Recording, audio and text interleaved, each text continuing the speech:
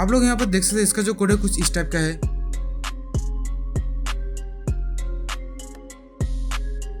मैं कोड को अपलोड कर देता हूँ।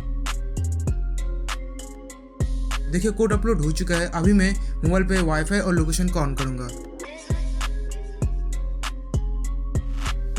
वाईफाई में सर्च करूंगा। नोड में जो वाईफाई जनरेट हुआ था उसका नेम यहाँ पर आ गया है। यहाँ पर मैं उसको पासवर्ड डाल के कनेक्ट कर लेता हूँ।